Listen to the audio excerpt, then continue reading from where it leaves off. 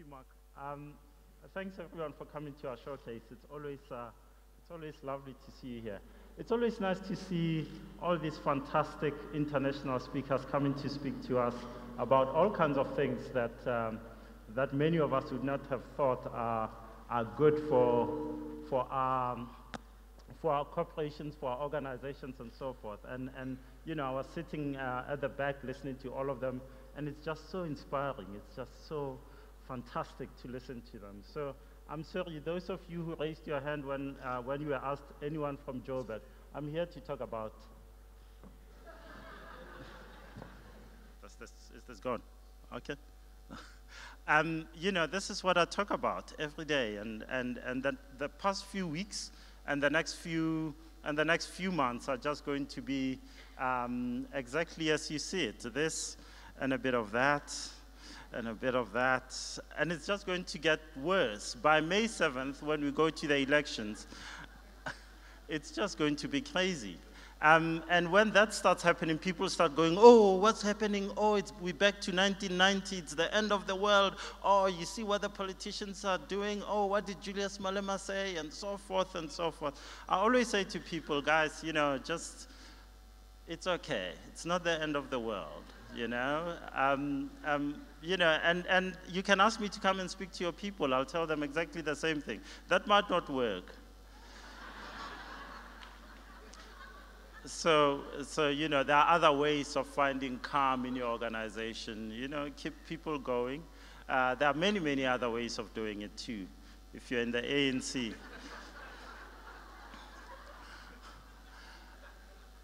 The point I'm trying to make is basically, you know, our politics are so, we South Africans don't just do politics, we go way to the other side. We say crazy things, we do crazy things, and people get scared. You know, people in your organizations, your clients start thinking, oh, what do I do now? Oh, look at this, the rand, you know, it's tanking, and the economy is like this, and the service delivery protest. Oh, what should I do? I always say to people, always distinguish between the noise and the substance. The key thing about the next 3 months in South Africa is that you're going to see more and more and more and more of this kind of stuff. Why? We have an election coming on, and when you have an election coming up, you get a lot of noise with that election. What's going to happen on May 8th after you vote on May 7th? No politician will want to speak to you, not a single one.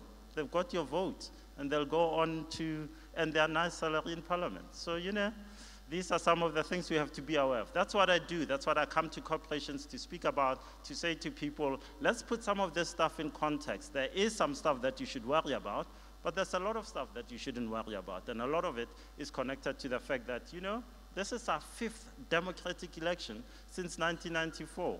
In 2019, you're going to see exactly the same kind of thing. Every politician will be wanting to speak to you, to say crazy things and whatever. As I say, just keep calm and do what you can. So I speak about some of these things. I try to put our politics and our economy in context. I also touch on a whole range of issues which I think are going to affect business in the next 10, 15, 20 years. I speak a bit about China.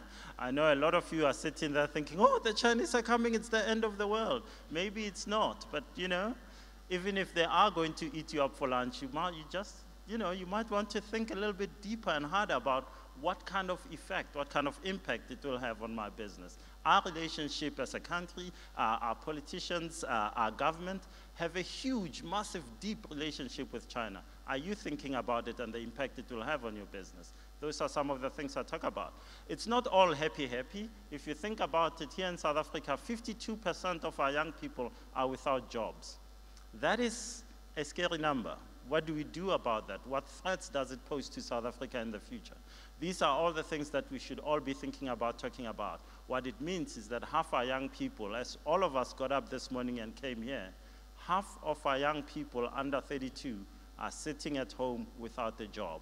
What impact will it have on South Africa? Is this why we're seeing all these service delivery protests that are going on? These are some of the things that corporates worry about, that many, many executives sit there and think, how do I factor this into my risk profile? What does it mean if I invest in South Africa? And I talk about these things, whether there are threats or there are not threats. you know, after talking about unemployment or maybe education or about all the other challenges we have in South Africa, a lot of people like to say, ooh, justice, you know, that's very depressing, what's going on, and so forth. I always say, you know what? Always remember where we come from. Nelson Mandela came into power in 1994. He left in 1999. We had another president, Thabo Mbeki, fantastic man. He left in 2008. So a lot of people look at me and say, oh, you know, we're going to be like Zimbabwe, say. And I say, well, Zimbabwe has had one president since 1980. Angola has had one president since 1979.